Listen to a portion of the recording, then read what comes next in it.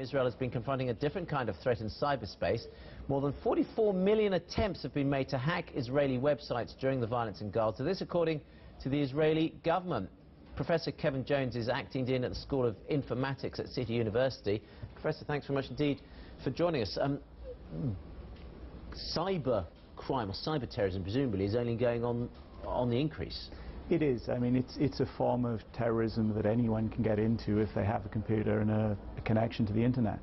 So this is a way that people can get involved in these activities that wasn't possible before this domain of warfare, if you will, existed.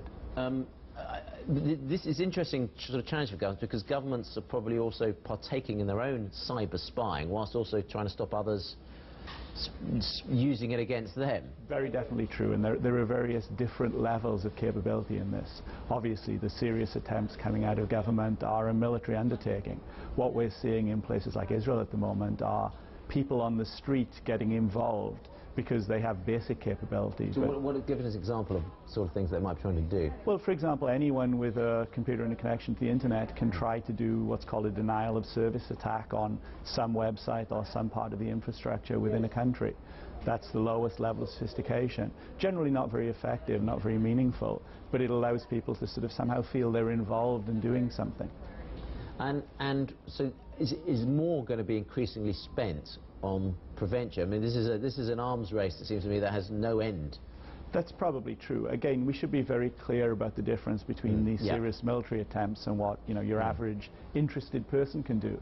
But it is true that we do need to be aware of the fact that this can happen and make sure that adequate precautions are taken to prevent it from becoming serious. Of course, most serious companies, most governments, most industries are well protected against the kind of attack your average person can do. But what about on the more serious scale? Because I mean, I would imagine that, you know, stealing, it's not just about trying to disrupt. There's a lot of attempt, I guess, to steal secrets, and they're not just government secrets. I guess company secrets, corporate espionage. Corporate espionage and things related to that is a major problem. If you look at the annual spend across the world on cyber protection, it's huge. In fact, one of the issues may be sometimes the spend is bigger than the cost of losing the data. But it is very true, again, the level of investment necessary to be successful in this kind of attack is comparatively low. So people are generally looking for easy targets. They're looking for obvious places where they can find something of value. It is still very much divided into two different groups. Those who are opportunistic, looking for something, and those who are making very carefully planned strategic attacks on particular targets.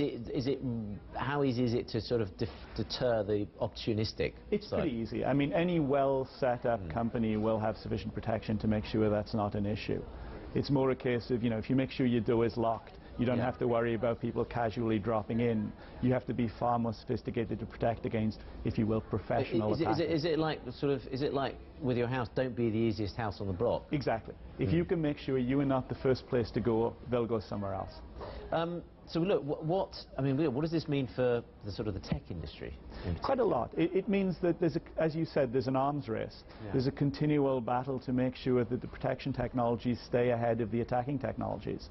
It used to be the case a generation ago that only experts could possibly do this kind of attack. Now pretty much anyone can buy a script off a website and then go ahead and sort of try things out. Again, they're not going to be successful against sophisticated targets, but they probably will be against easy targets. And I presume that as the computer intelligence increases, it will be, I don't presume computers' programs will actually be presumably now self-learning and react. I mean, you know, are we getting to very advanced stages of artificial intelligence that it's learning what the threat may be and responding to it before we even know there is one? So we're a long way from that in the sort of general sense, but it is true we already have adaptive technologies that look at what's actually happening and make some adjustment to the response based on what's been seen. But we're a long way from people being able I just imagine you could have software say, oh, I've identified something that we didn't know existed, but therefore we will do X, Y, and Z to try and change the protections, you know, the security settings. Yes, certainly. We're kind of at the beginning of that science. We're a long way from people not being involved in the decisions, though. Yeah. Good. Well, that's good. I like that. The future scares me somewhat on those aspects. Professor, thanks very much indeed for joining us. Kevin Jones, Acting Dean, the School of Informatics at City University.